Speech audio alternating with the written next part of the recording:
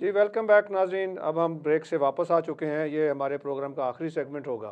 इसमें हम अपनी ऑडियंस से क्वेश्चन लेंगे और हमारे जो सियासी लीडरान यहाँ बैठे हैं, हमारी सियासी क़यादत है, वो इनके जवाब आप दे दें। तो हम शुरू करते हैं आपसे। मोहतरमा बताइए आपका क्या नाम है प्लीज़? मेरा नाम सोबिया ज़िया है और मेरा 2 क्वेश्चंस हैं पीटीआई के लिए। पहला क्वेश्चन है मेरा कि पीटीआई यूथ को एक्सप्लॉइट क्यों कर रही है, और इससे मेरा ये मतलब है कि जो एक यूथ होता है वो अनस्किल्ड होता है, अनट्रेंड होता है, उनका जज्बा होता है, उनकी एजुकेशन होती है। हम अपने बैंक में भी एम्प्लॉय करते हैं, उनको ग्रेजुएट ट्रेनिंग प्रोग्राम में डालते हैं, मिलिट्री उनको ग्रेजुएट ट्रेनिंग प्रोग्राम में डालें। इमरान खान साहब उनको हमारी हुकूमत को चलाने दे देंगे, ये क्या रिडिकुलस बात है। दूसरा क्वेश्चन दूसरा क्वेश्चन है कि कोई पार्टीज़ को ये रिलीजन क्यों इस्तेमाल कर रही हैं टू सेल पॉलिटिक्स।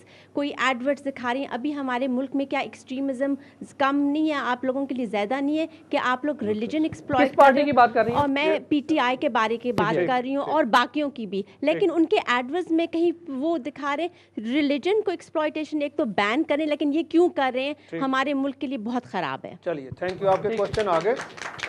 आतिफ साहब को माइक दीजिए। जी माइक दीजिएगा आतिफ को, आतिफ भाई को। जी आतिफ साहब जवाब दीजिएगा। ये बताइए बिफोर यू स्टार्ट, वैसे इलेक्शन कमीशन ने एक ये रूल पास कर दिया है कि कोई बंदा रिलीजियस के नाम पे वोट नहीं मांग सकता पाकिस्तान में। जी बिल्कुल। जहाँ 18 करोड़ मुसलमान बसते हों वहाँ इस्लाम एक लाजमी हकीकत है, उसको अवॉइड नहीं किया जाता। हाँ, उसके नाम पे वोट मांगना एक अलग बात है, और उसकी ज़ात पे उम्मीद दिलाना लोगों को कि अल्लाह के हजूर एक उम्मीद का दरवाज़ा खुला है, इंसान आते जाते रहते हैं, लेकिन हमारा मंशूर है, हमारा रास्ता है, हम उसके ज़रिए। ये तो आपका ज़ाती राय है। आप दो बातें कर गए। आप जरदारी साहब से आप हलफ नहीं लेना चाहते, आइन की आप खिलाफ वर्जी कर रहे हैं। अब आप कह रहे हैं जब इलेक्शन कमीशन ने कह दिया है कि मजहब के नाम पे वोट नहीं लिया मांगा जा सकता, आप कह रहे हैं ये उम्मीद है आपके पास। पाकिस्तान तहरीक इंसाफ वाहिद जमात है जिसने शिया के माइनॉरिटीज़ के हकूक़ के बारे में आवाज़ उठाई है, उनके पास जाके उनके हकूक़ की बात की है। ये इसमें कोई शक नहीं कि देखिए मज़हब के नाम के ऊपर अब जमात इस्लामी हमें ना बनाएं। हम पाकिस्तान तहरीक इंसाफ है, हमारा मंशूर पाकिस्तान और पाकिस्तानी अवाम के गिर्द घूमता है, दीन के इस्लाम के गिर्द नहीं घूमता। यूथ का रूल, जब 62% आबादी आपकी यंग हो, जब आपके 10 लाख से ज़्यादा बच्चे जो हैं स्कूल तक पंजाब के अंदर, पंजाब मिलेनियम डेवलपमेंट प्रोजेक्ट जो यूएनडीपी के साथ हुआ, उसके नज़दीक 10 लाख बच्चों को बुनियादी तालीम हासिल नहीं हुई अभी तक। ये पिछले 5 साल की बात कर रहा हूँ, पिछले 25 साल की बात नहीं कर रहा जहाँ PMLN पंजाब में हुकूमत में रही है।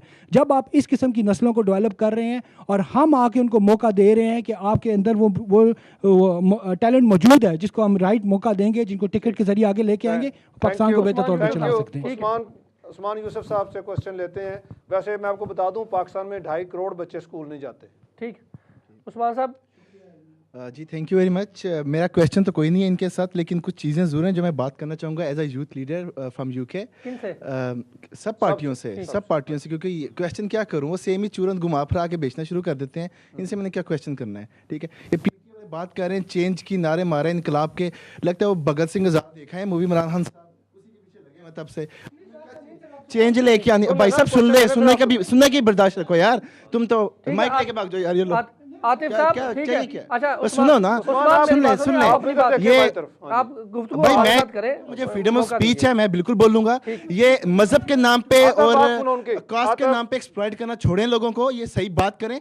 3 बातें बिल्कुल होनी चाहिए। उस्मान साहब एक सेकंड, मैं आतिफ साहब आपसे भी और तमाम जितने भी हमारे रिप्रेजेंटेटिव बैठे हुए हैं पार्टियों के, आपसे गुजारिश करूं कि ये जो लोग हैं इनका हक बनता है आप पर तनकीद करें, और आप में इतनी बर्दाश्त होनी चाहिए कि आप जो है वो तनकीद सुने और तनकीद का जवाब दें। आपको भरपूर मौका मिलेगा, तो इसलिए मेरे ख्याल से गुस्सा ना करें आतिफ साहब, उनको मौका दीजिए। उस्मान आप प्लीज बिल्कुल मैं तो बोलूंगा, कोई पर्सनलाइज की बात नहीं है, फ्रीडम ऑफ स्पीच सब जगह पे होती है। ये इनकलाब चेंज लेके आना होता तो ये 5 साल में चेंज ले आते हैं। जरदारी को मौका इन लोगों ने दिया 5 साल तक बैठने का, और जाते हैं इस्लामाबाद तक पहुंचते नहीं है, वापस भाग आते हैं। इमरान खान साहब नहीं लेंगे हलफ जरदारी से, तो कोई एल्जबिथ से लेंगे वो हलफ, जाके किससे लेंगे। और बाकी नून लीग वाले और पीपल पार्टी वालों को तो आपको बुलाना नहीं चाहिए, उन्होंने तो वो आत्मा रोली है पूरी अवाम की और पाकिस्तानियों की, कि इनको तो शर्म आनी चाहिए इस पोडियम पे आके बैठते हुए बात करते हुए। ये क्या बात कर रहे हैं चेंज, ये क्या मंशूर इनका एक ही बंदे ने लिखा हुआ है, वो 4-5 लाइनें चेंज है, आ जाते हैं यहाँ पे मंशूर सुनाना शुरू कर देते हैं। सही बात नहीं करते हैं ये लोग। आपकी ज़ाती राय है। ठीक है, अब हम इधर उस्मान यूसुफ का ज़ाती ओपिनियन हम तक पहुंच गया जी। आगे आप अपना नाम बताइए जनाब। जी मेरा नाम खुर्रम है। मेरा नून लीग से सवाल है अच्छा जी। कि आप लोगों ने कहा कि हमारे पास बहुत अच्छी टीम है और हम पाकिस्तान के मसाइल जो हैं with in 3-4 years sort out कर देंगे, ख़त्म कर देंगे। तो इतनी अच्छी टीम अगर आपके पास है तो पंजाब में क्या कहत था आपके पास कि मियाँ साहब ने दर्जन भर मिनिस्ट्रियाँ रखी थी अपने पास? माइक ले लें, राबिया को माइक दे दें जी। कोई मियाँ साहब ने दर्जन मिनिस्टर नहीं रखी हुई थी जिन 18 मिनिस्ट्रियों रखी हुई की थी। देख एक दर्जन नहीं, 18 सेकंड अब जो भी है जिनकी ज़रूरत नहीं थी उसका खर्चा बचा है और कोई ज़रूरत नहीं थी जिस मिनिस्ट्री की उसकी कोई ज़रूरत नहीं थी। गवर्नेंस की बात होती है। मियाँ साहब is an example of good governance. उन्होंने जो गवर्नेंस पंजाब में इस वक्त की और जो डेवलपमेंट की और जो टैक्स पेयर्स का पैसा उन्होंने हक ला, जैसे यूके में यहाँ काउंसिल हमसे टैक्स लेके हम पे लगाती है, रोडें बनाती है, डस्टबिन का अरेंज करती है और पब्लिक ट्रांसपोर्ट पे खर्च करती है, इसी तरह उन्होंने किया। और इस वक्त हेल्थ और एजुकेशन पे यहाँ की जो ट्रांसपेरेंसी इंटरनेशनल से लेके जो और यहाँ की जो इंडिपेंडेंट इदारे हैं उन्होंने भी मियाँ शहबाज शरीफ को इस पर प्रेज़ किया। और डॉक्टर्स का माफिया था, डॉक्टर्स का बिल्कुल माफिया था। मैं बिल्कुल उनसे एग्री नहीं करती और उनको ये सारी पॉलिटिकल पार्टीज पंप कर रही थी। जो फैसिलिटीज़ वहाँ पे डॉक्टर्स को मिली हैं उनकी पेज डबल की गई हैं, उनको हर चीज़ दी गई है और मेडिसिन दी आपस में गुफ्तगू ना करें जी। आपकी बड़ी मेहरबानी जी। एक का अगले जवाब क्वेश्चन देने देना आप। जी आई थिंक मैंने उनका जवाब पूरा दे जी दिया। जी थैंक यू। अगले हाँ करो जी। जी, आप बताएं जी, नाम बताइए। हेलो, लियाकत अली खान। लियाकत साहब क्या क्वेश्चन आपका किससे? मेरा तल्लक माइक ऊपर करें जरा। ना पाकिस्तानी कंट्रोल कश्मीर से है। यहाँ मैंने तमाम पाकिस्तानी जो सियासी कायदीन इनको सुना है, लेकिन इन्होंने तमाम बातें की हैं, लेकिन कश्मीर के बारे में कोई बात नहीं की। क्या ये तमाम सियासी जमातें कश्मीर से दस्तबरदार हो गई हैं? ठीक है, नहीं यहाँ पे अदनान साहब मुझे मौका दीजिए। मेरे पास 2 मिनट, मेरे एक सेकंड मैं बताता हूँ आपको। मैं अब मुझे मौका, ये क्वेश्चन मैं चाहूंगा कि सब लोग जो है इसका जवाब दीजिए, बारी बारी सब इसका जवाब दें। अभी एक और मैं बताता हूँ, हमारे दरमियान एक और मैं आ रहा था तो मुझसे एक क्वेश्चन फेसबुक पे पूछा गया कि ये उनका क्वेश्चन मैं आपको पहुँचाऊँ कि आप ये बताइए कि आप सब लोगों ने अपना अपना मंशूर पेश किया है। उस मंशूर में जब पेश किया गया और तकरीरें की गई और इतने जलसे जुलूस किए गए, कश्मीर का कहाँ पर जिक्र है? इस पर ज़रा बारी बारी सब जवाब दे दें एक मिनट में। मेरे 2 मिनट थे वो ख़त्म हो गए थे। मैं कश्मीर पे आ रही थी। हमारा मेन जो मंशूर अगर आप पढ़ें तो मेन हमारा एजेंडा कश्मीर के साथ है। कश्मीर का हमें पॉलिटिकल सोल्यूशन ढूंढना पड़ेगा। कश्मीर लड़ाई और जंग से सॉल्व नहीं होगा, लेकिन कश्मीरियों को उनका मैंडेट मिलना चाहिए प्लेबिसाइड का। They need to have the right to choose their own fate. ये हमारा मंशूर है। आप बताइए एमक्यूएम क्या समझती है कि एमक्यूएम कहाँ पे है सर? एमक्यूएम के अंदर कश्मीर जो है, कश्मीर का मसला कश्मीरियों की जो की अपनी राय है, जो उनका अपना फैसला है, उसके मुताबिक होना चाहिए। उनको हक़ राय दही मिलना चाहिए और वो जो फैसला करें, क्योंकि वो उनकी जगह है, तो वो जो फैसला करें वो सबको कबूल करना चाहिए। ये कौमी मफाद की बात है। अल्हम्दुलिल्लाह इसमें पाकिस्तान में एक ब्रॉडर कंसेंसस तकरीबन अक्रॉस द बोर्ड पाया जाता है कि कश्मीरियों की जो हुकूक आज़ादी है वो कश्मीरियों के प्लेबिसाइड के ज़रिए हल किया जाए, जो अक़वाम मुत्तहिदा में ऑलरेडी पास हो चुकी है। ठीक है। एएनपी ने सर आज तक कभी देखा नहीं है हमने कि एएनपी ने कभी कश्मीर के हवाले से कोई बात की हो। हम जो है वो आपने शायद ना सुनी हो साहब, लेकिन हम हमेशा ये कहते रहे हैं कि जो भी कौम है, जो भी उनके मसाइल हैं, जब हमारी सूबाई खुद मुख्तारी की जो हमारी नज़रिया है वो इसी बेस पे है कि हर कौम को उनके जो अपने हकूक़ हैं, अपने फ़ैसले खुद करने दिए जाएं। और हम जो है वो पाकिस्तानी इस्टेब्लिशमेंट से और पाकिस्तानी सूबे में सर खैबर पख्तूनख्वा की सूबाई असम्बली ने कितनी बार कश्मीर के लिए आवाज़ उठाई है? एएनपी ने कितनी बार आवाज़ उठाई है? हमारा तो मंशूर और वो सोच यही है कि जिन कश्मीर का जो मसला है वो कश्मीर की अवामी उसका हल निकालें, ना कि जो है हमारी इस्टेब्लिशमेंट उधर जाके जो है ना वो लोगों को छोड़े, वहाँ पर टेररिज्म हो और उसका आफ्टर इफेक्ट हमें खुद ही जो है वो भुगतना पड़ता है। जिस तरह जो है वो अफगानिस्तान में हुआ, जिस तरह कश्मीर में हुआ, जब आप उन लोगों को ट्रेन करेंगे और वो जब उनके पास कोई जगह नहीं होगी लड़ने की तो वो फिर अपने मुल्क में ही करेंगे। और साहब आप बताइए 5 साल में आपने कश्मीर जो है वो आज़ाद करा लिया या उनके हकूक जो है वो दिलवाए अवाम के, उसका जरा थोड़ा सा क्रेडिट ले लें आप। पहले तो एक अल्लामा इकबाल के शेर से शुरू करूँगा, जवाब मिल जाएगा। पंजाबी हो, कश्मीरी हो, सिंधी हो, बलोची हो, पठान, ये 5 बहादुर हो तो बनता है पाकिस्तान। कश्मीर के इशू पे पाकिस्तान पीपल्स पार्टी बनी और कश्मीर के इशू पे एटम बम बनाया भुट्टो शहीद ने, क्योंकि हमारा ईरान, अफ़गानिस्तान, चाइना से कोई झगड़ा नहीं था। झगड़ा था तो इंडिया से था और डिफेंस में हमें ये बनाना पड़ा। और आज देखें आसिफ अली जरदारी साहब ने 5 साल में उन्होंने जो आप ट्रेड का कश्मीर के आज़ादी के हक में हैं। जी बिल्कुल, और कश्मीरियों की उसमें बिल्कुल इनपुट हो, उसके बगैर आज़ादी मंजूर थैंक यू। जी अकरम साहब, मुशर्रफ साहब ने कितनी बार आवाज़ उठाई जी कश्मीर के लिए, ज़रा बताइएगा। मुशर्रफ साहब के दौर में सबसे ज़्यादा कश्मीर पे काम मुशर्रफ साहब के दौर में हुआ, और मुशर्रफ साहब के दौर में कश्मीर का मसला बहुत करीब आ गया था हल होने के। उसके बाद गवर्नमेंट चली गई। एनीवे मैं ज़ाती तौर पे बहुत करीब आ गया सर, थोड़ी वजाहत करेंगे, जी, बहुत कितना करीब आ गया था कि डायलॉग चल रहे थे इंडिया में और पाकिस्तान में, और ये सब लोग आपस में बैठने वाले थे, और काफ़ी हद तक ये मसला हल होने के करीब था। जी थैंक यू। हमें पता है ये कितना करीब था, आउट ऑफ बॉक्स की बातें भी हो रही थी। उस्मान यूसुफ साहब कुछ पूछना चाह रहे हैं। छोटा सा सवाल है जी। ये 31 अक्टूबर 2011 को करण थापुर को इमरान खान नियाजी साहब ने इंटरव्यू दिया कि मैं कश्मीर को ऑक्यूपाइड कश्मीर नहीं समझता हूँ, ऑक्यूपाइड नहीं समझता हूँ, वो कहते हैं ह्यूमन राइट्स वायलेशन है। ये कहाँ कश्मीर पॉलिसी देंगे? ठीक है, लीजिए जवाब लीजिए आतिफ साहब जी। जहाँ तक क्लेम्स और काउंटर क्लेम्स की बात है जो क्रॉस द बॉर्डर हो रही है, जो पाकिस्तान भी क्लेम करता है, जो इंडिया भी क्लेम करता है, हमारा पॉइंट ऑफ व्यू ये है कि जो करारदाद अक़वाम मुत्तहिदा में पास हो चुकी है उसके नज़दीक कश्मीरियों को बुनियादी हक हासिल है कि वो कैसे अपने क्या करते हैं। वो क्लेम्स हैं, इंडिया भी क्लेम कर रहा है और पाकिस्तान भी क्लेम कर रहा है। कश्मीरियों का जो हकूक़ है उनको उनके वोट के ज़रिए उनको दिया जाए।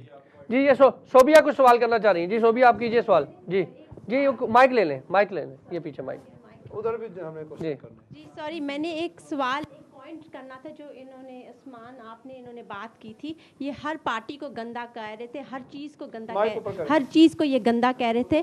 तो एक जो पॉइंट है कि democracy is not the best way of governance but there is nothing better. तो इस एक सेकेंड इसमें ये है कि इन 5 साल इतनी करप्ट डेमोक्रेसी में आज ये है कि हमारी इंस्टीट्यूट जुडिशरी इंडिपेंडेंट बिल्ड हो गई है और उन्होंने मिलिट्री डिक्टेटर को आज ट्रायल पे लगा दिया है। इसमें से आप देखें कि व्हाट्स द अदर सोल्यूशन। आज हमारी मिलिट्री सबड्यूड होगी और वो सोच रही है कि हम इम्प्यूनिटी नहीं हो सकती। So I think it is better than anything else we have. ठीक है, सोबिया क्वेश्चन लेते हैं जी। उस्मान आपकी तरफ आते हैं बाद में, उस्मान की तरफ बाद में। सोबिया ने अच्छा क्वेश्चन किया, लेकिन अभी तक पीटीआई की जो मामला था इनके साथ लिपटे हुए हैं, उससे निकल नहीं पाए। इधर क्वेश्चन लेते हैं। जी अपना नाम बताइए। जी मेरा नाम शफीक है। मेरा सवाल नून लीग और पाकिस्तान पीपल्स पार्टी से है कि आज वो वादे कर रहे हैं झूठे कि हम इलेक्शन होने के बाद फौरी तौर पे बलदियाती इलेक्शन करवाएंगे। उन्होंने अपने दौर में बलदियाती इलेक्शन क्यों नहीं करवाए, समझे ना? क्योंकि नून लीग अभी सारे सूबे बाख्तियार हैं, खुद ब खुद इलेक्शन करवा सकते हैं, उन्होंने फिर भी नहीं करा। क्वेश्चन आ गया, वन बाय वन एक तरफ से शुरू कर लें। अकरम साहब से शुरू कर लें। आपने तो हुकूमत बनानी है। नहीं सबसे पूछना, ये हमारा भी सवाल है सबसे, ये बड़ा अहम सवाल है, क्यों नहीं करवाए सर बल्दियाती? नहीं अकरम साहब, मुशर्रफ साहब की हुकूमत में बल्दियाती इलेक्शन होते रहे हैं।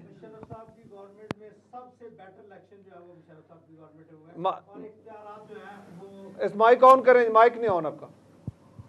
हाँ जी। सबसे ज़्यादा जो बल्दियाती निज़ाम स्ट्रॉन्ग हुआ है वो मुशर्रफ साहब की गवर्नमेंट में हुआ है, और काउंसलर लेवल नायब नाज़म तक इख्तियारात गए हैं, और डेवलपमेंट जो है वो ऑफ कोर्स करेंगे। क्यों नहीं? पीपल्स पार्टी ने अपनी पूरी हिस्ट्री में कभी बल्दियाती इलेक्शन नहीं करवाया, क्यों? देखें जी, बिल्कुल करवाएंगे। और दूसरी बात ये है क्यों नहीं? जी मैं वही बताता हूँ। ये पिछले 5 साल में तो कॉन्स्टिट्यूशनल प्रॉब्लम आ गया था, यही सुप्रीम कोर्ट आड़े आ गई थी कि बोगस वोट है। नहीं तो फिर अच्छा दूसरी बात ये है, सिंध में अगर आए तो एमक्यूएम आड़े आ गई थी, तो वहाँ पे हमारे ये ठीक है, एमक्यूएम से जवाब लेते हैं। ठीक है, डेवोल्यूशन दे दिया हर सूबे को, या तो बताएं ना पीपल्स पार्टी ने किसी सूबे में नहीं कराया, किसी और सूबे ने कराए हो। जी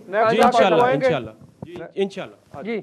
एएनपी सर, एक बार फिर जो है ये फ़ख्र है कि हमारी पार्टी की गवर्नमेंट में पहली दफ़ा सूबाई असम्बली ने बाकायदा जो है वो रेजोल्यूशन पास की, और उसमें उन तमाम लोगों को ऑन बोर्ड लिया जो है वो असम्बली में क्यों नहीं कराए सर? पास की तो रेजोल्यूशन पास करेंगे तो उसके लिए एक सेटअप बनेगा। जिस तरह इब्रार साहब ने कहा कि इनको मसाइल दूसरे पार्टीज़ के लिए, उन पे हमने जो है वो तमाम पार्टीज़ को जो गवर्नमेंट में हमारे साथ थी, अपोजिशन में थी या पार्लियामेंट में नहीं भी थी, उन सब को जो है हमने कॉन्फिडेंस में लिया और उसके बाद रेजोल्यूशन हुई, पास की, और जो है सुप्रीम कोर्ट ने जो है वो इलेक्शन, हमने फिर जो इलेक्शन कमीशन से डेट मांगी, इलेक्शन कमीशन ने डेट नहीं दी क्योंकि उनको जो है सुप्रीम कोर्ट की तरफ से ऑर्डर ये थे कि जो वोटर लिस्ट है वो करेक्ट नहीं है, वो हम नहीं करा सके। अभी अगर वो आज उस वक्त हमें डेट दे दी तो हम इलेक्शन करवा देते। आतिफ साहब से बात करने से पहले हमें 1-2 कॉलर से बात कर लेने दें।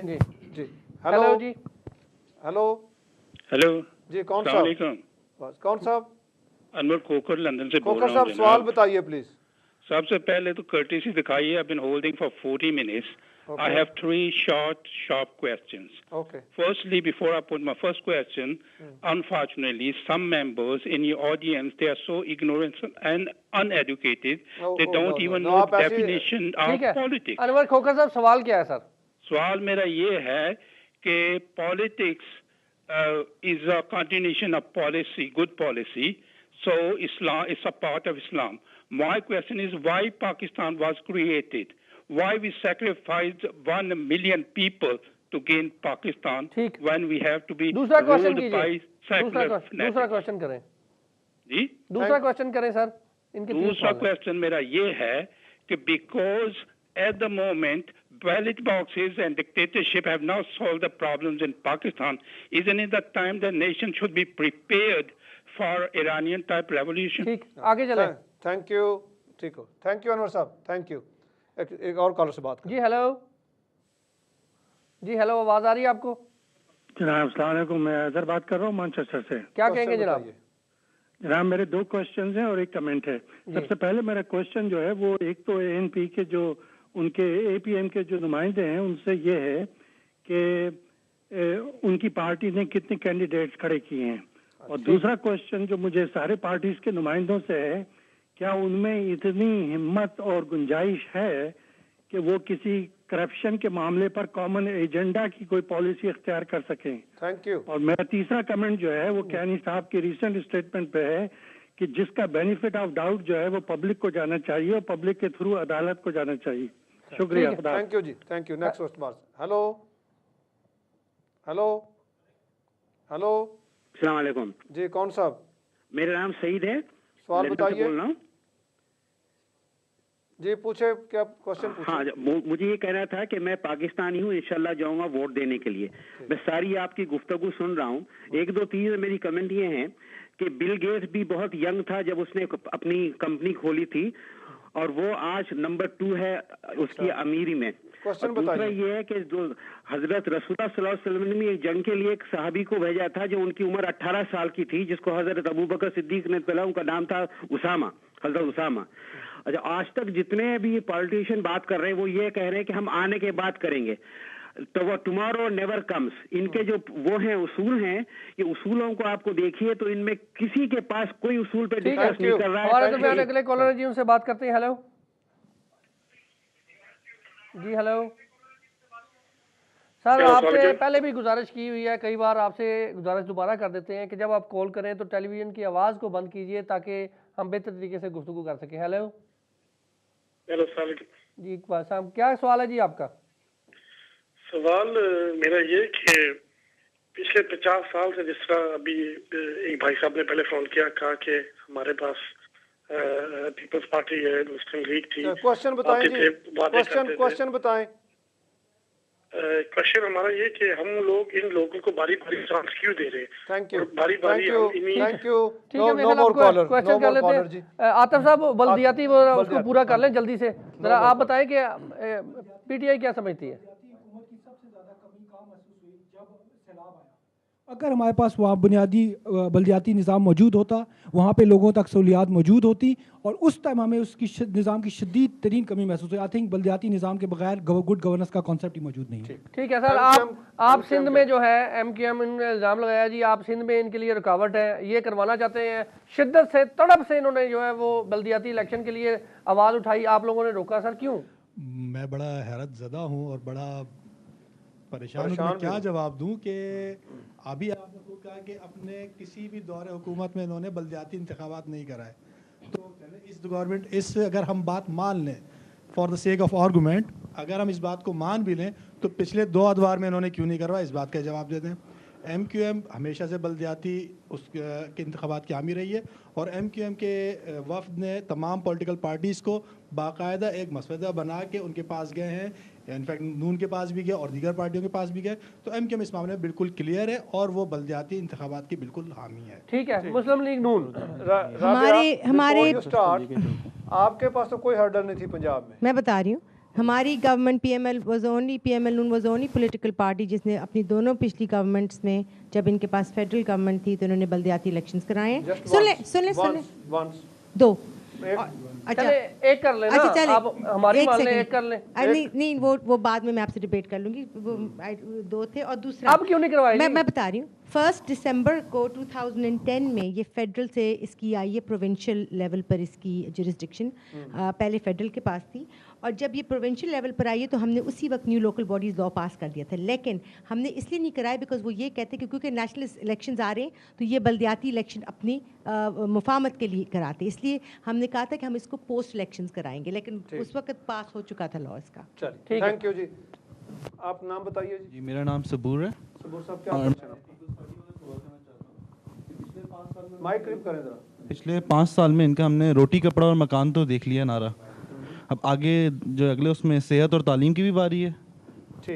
ठीक है, रोटी कपड़ा तो हो गया, सेहत तालीम जो है वो अगली बार ये भी नारा ऐड करेंगे। हक साहब, नारा हम कभी भी नहीं तब्दील करते, नारा एक ही है। ये नारे गिमिक्स वाले होते हैं जो चेंज करते रहते हैं, वो तो हम पॉलिसी है हेल्थ की। देखिए हमारा नारा जो है पाकिस्तान के डाउन ट्रॉडन लोगों के लिए है और रूरल आबादी के लिए जो 70% है। हमने कभी अपना नारा नहीं बदला। और जी मैं आगे एक सवाल छोड़ता चलूँ अदनान साहब, जो भी पार्टी पावर में आती है, आप पीपल्स पार्टी को साइड पे करते हैं, इन सब से मेरा सवाल है, क्या ये जो हमने इक़्तिदार सूबों को दिया, क्या ये वापस लेंगे? क्या ये प्रेसिडेंट के जो इख्तियारात दिए ये वापस लेंगे? क्या NFC अवार्ड वापस लेंगे? क्या ये खैबर पख्तूनख्वा का नाम वापस लेंगे? क्या गिलगित बल्तिस्तान को वापस? क्या गैस पाइपलाइन वापस? मीर साहब आपका बिल्कुल ये जवाब लेते हैं जी। हाँ जी, क्वेश्चन। मेरा नाम शाहिद है।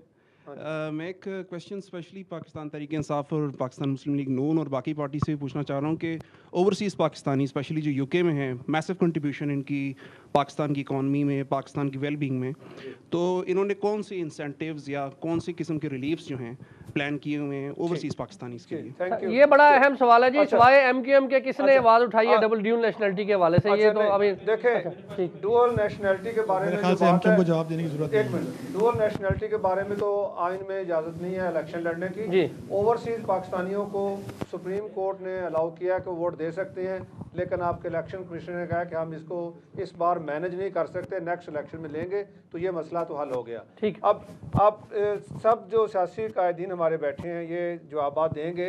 इसमें एक क्वेश्चन ऐड कर लें। हमारे प्रोड्यूसर हैं कैसर साहब, उन्होंने मुझसे कहा कि ये क्वेश्चन ज़रूर पूछिएगा कि हम क्यों शख्सियत परस्ती के पीछे जाते हैं। हम जो सियासी जमातें हैं वो सियासी जमात को मजबूत क्यों नहीं करती कि क़यादत खुद ब खुद एक सिस्टम के तहत पैदा होती रहे, बजाय इसके कि एक नाम आ गया जी, भुट्टो साहब आ गया, शहादत शुरू हो गई, फिर मियाँ साहब आ गए, उनके आगे कोई बात नहीं कर सकता, 35 सीट्स घर में दे दी। इसी तरह बाकी जमातें जो है कि वो विरासत में चली जा रही हैं।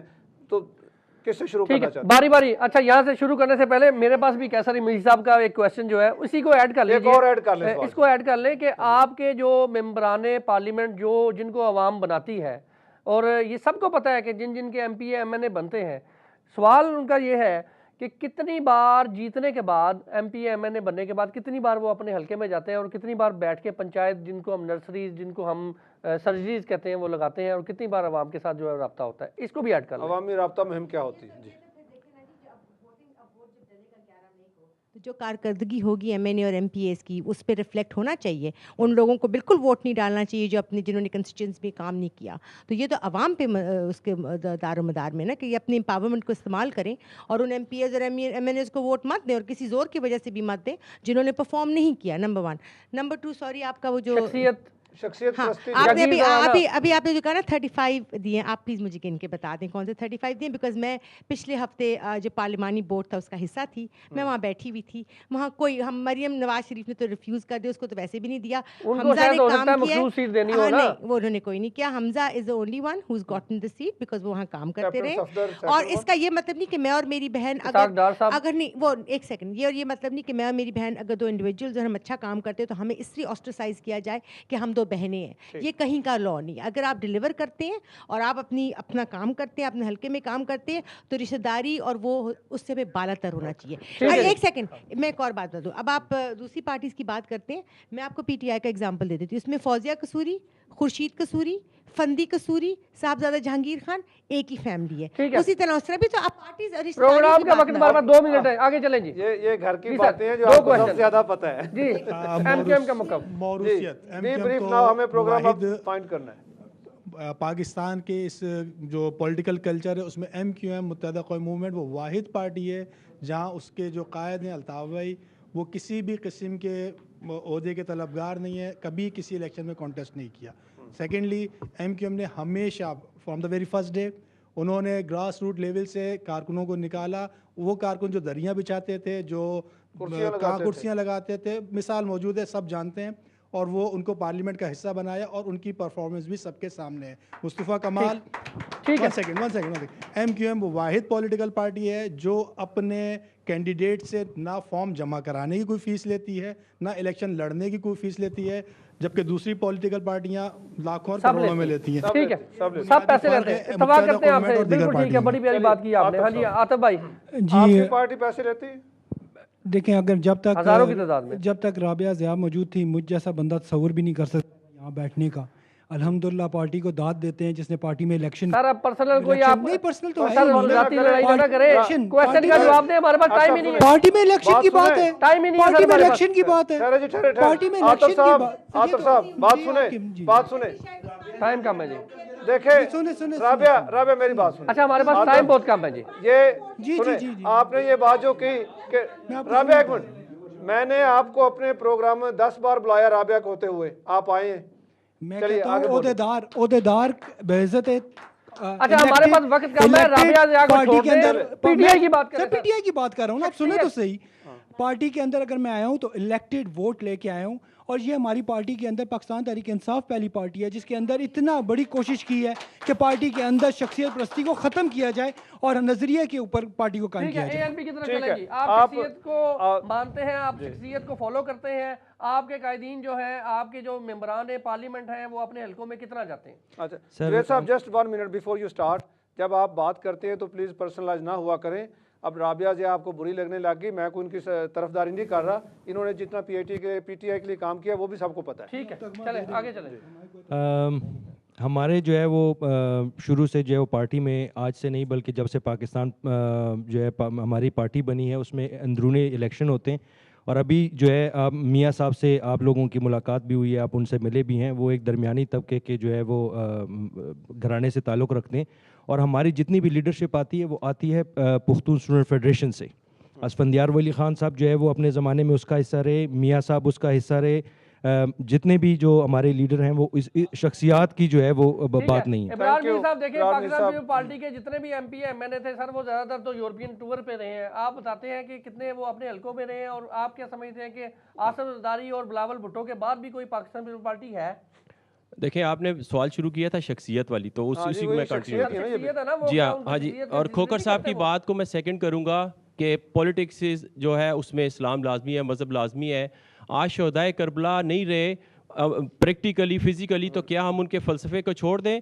भुट्टो शहीद का फ़लसफ़ा है, शख्सियत नहीं है जी। हाँ, ये क्वेश्चन का आंसर है। और हमारे लीडर, हम उसके विजन को इसलिए कामयाब करना चाहते हैं कि वो किसी मुल्क के साथ मुआहदा करके जेल तोड़ के नहीं भागा, और किसी सुन ले आखिरी बात, और उसने ये भी नहीं किया कि अपनी पार्टी को बचाने के लिए बेन गोल्डस्मिथ से जुआ खेल के या एज ए कैप्टन जुआ खेल के वो पाकिस्तानी कौम को डिच करे।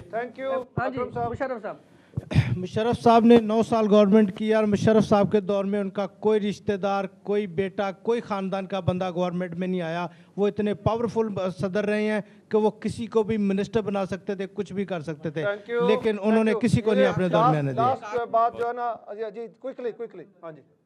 पे सब अभी यूथ की एम्पावरमेंट की बात कर रहे हैं, मुझको सिर्फ एक चीज़ बता दें, गोल मटोल सवाल के जवाब नहीं दीजिएगा, फैक्ट्स के साथ और फिगर्स के साथ बता दें इस बार कितने यूथ को कौन सी पार्टी ने सबसे ज़्यादा सीट्स दी हैं या कोई इलेक्टेड। मैं बताता हूं। बॉबी साहब, आपका क्वेश्चन है, क्विकली ब्रीफ प्लीज, टाइम बहुत कम है। माइक ऊपर करें।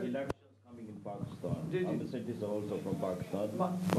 I'm very disappointed that these parties here representing each party. First of all, people viewing this is the first impression for each party. Bobby साहब मेरे पास टाइम नहीं है, क्वेश्चन बता दें The please. question is first we have must discipline and respect each other because we must Okay, all work. thank you. अच्छा जी नाज़रीन हमारे पास वक्त जो है वो खत्म हो बहुत जाता है, कम मगर है। मैं 30 सेकंड में मैं अदनान साहब जो हमारे सीनियर हैं उनसे रिक्वेस्ट करूंगा कि आप अपने ख्यालात जो इस वक्त गुफ्तगू हुई है आप क्या समझते हैं कि सर क्या हुआ? बात यह है कि हमारी सियासी जमातें जो हैं वो मेचोरिटी की तरफ गामजन हैं, इनमें बेहतरी आ रही है, लेकिन जो सबसे ज़रूरी चीज़ है वो ये है कि हमारी जो स्टूडेंट यूनियंस होती हैं और लेबर यूनियंस होती हैं वो सियासतदानों की नर्सरियाँ होती हैं, हमें उनको मजबूत करना होगा, सियासी हुकूमतों को, सियासी जमातों ठीक है को अदनान मजबूत साहब बहुत करना बहुत होगा। शुक्रिया आपका। जितने भी हमारे सियासी लीडरान, सियासी कायदीन और सियासी नुमाइंदगान कारकुनान बैठे हुए हैं और जितने भी स्टूडियो में हमारे इस वक्त मौजूद हमारे मेरे बहन भाई, आप सबका बहुत बहुत शुक्रिया। मोहतरम नाज़रीन, गुफ्तगू आपने सुनी, इत्तेफाक करना ना करना आपका भरपूर हक है। आखिर में इस दुआ के साथ कि अल्लाह ताला हमारे प्यारे वतन पाकिस्तान को सच्चे और मुहिब वतन लीडर अता फरमाए। अगले प्रोग्राम तक के लिए इजाज़त दीजिए, खुदा हाफिज़।